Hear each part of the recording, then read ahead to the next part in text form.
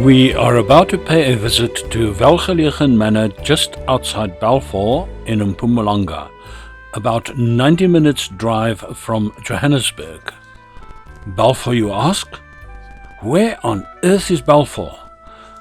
Well, you take the busy N3 highway, branch off at Suikerbosrand via Nigel, through the traditional maize-growing and cattle farming areas of the old Transvaal province. About 33 kilometers beyond Nigel, we arrived at the entrance to WELGELEGEN. But we had forgotten about distances in the country, and it was another 2 or more kilometers before we arrived at the manor house, and there was this magnificently restored Sir Herbert Baker designed country mansion. As we stepped out of our car, we stepped into a mystical, magical time capsule. Imagine turning the clock back not minutes, not weeks, not months, but a century. It's enough to make your head spin and take your breath away. Such a graceful home of yesteryear in an unexpected corner of our vast country. We were warmly welcomed into a luxurious, sumptuous, old-fashioned world where we would live for a weekend. It was sheer serendipity, like dying and waking up in heaven. The manor house was originally built for and occupied by the Mostert family, and still is a home full of history and legends. As you explore the books, documents, paintings and photographs, you get to know the Mostert family as people, individuals with names. If you let your imagination run loose, you can almost sense and hear footsteps on the hardwood floorboards, voices, and children laughing and playing in an atmosphere of elegance and splendor. The patriarch, Andries Maurits Mostert, although he departed this life in 1939, still makes his presence felt at WELGELEGEN. Andries, Mossie, Obaas to his family, also known as Andrew when it suited him politically or commercially, was a civil engineer who had a knack of recognizing opportunities and turning them to financial gain. He made his fortune out of prospecting, mining, transport and engineering commissions, which included the construction of the Pretoria Church Square project and involvement in the railway line from Johannesburg to Maputo. He associated with the likes of Barney Benato, Cecil John Rhodes, the landlords, mining magnates of the day, and he was politically well connected. He counted leading politicians, including the Prime Minister General Jan Smuts, among his circle of friends.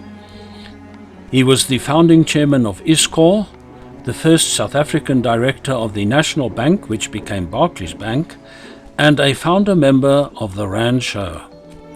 He was involved in the repatriation of the Chinese indentured mine laborers and, true to form, he turned this to good fortune by establishing a recruiting company for local workers, which was most profitable. The stamp of A.M. Mostert is all over the property, including a gentleman's billiard room, a mausoleum, and each fireplace, of which there are many, has his initials above it. Today there is an old-world pub with a cozy fireplace. Not to forget the fine wining and dining with appropriate crockery, cutlery and table settings befitting such magnificent surroundings and the original era of WELGELEGEN. There are nature walks in a country atmosphere, a croquet lawn, of course, a driving and putting range, a swimming pool and plenty of fresh air and relaxation in the well-tended gardens and surrounding countryside. There is an airfield landing strip on the property, which is said to have been the first private airfield in the country. Within a short while, you get to know each member of the WELGELEGEN team by name and feel part of an extended family in this wonderland steeped in old-world grace and charm, waited on hand and foot to ensure that you are made to feel special and well cared for. A bonus is that they are locals who are only too willing to share the history and legends of WELGELEGEN. As a matter of course, the legends include a missing hidden fortune and ghosts. You can't have an old manor house without ghosts. The spirit of Andries, Obaas, is said to keep a watchful eye over his domain, as his embalmed mortal remains look over the property from a marble crypt in a sandstone mausoleum a little more than 100 meters from the manor house boundary.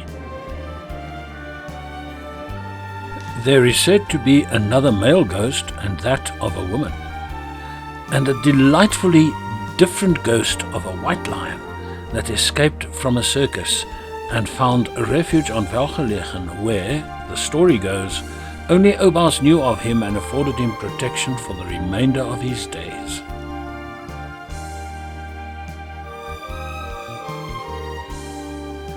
So, if you tire of city life and want a touch of heaven, WELGELEGEN is within easy reach of Johannesburg and Pretoria. We can't wait to go back.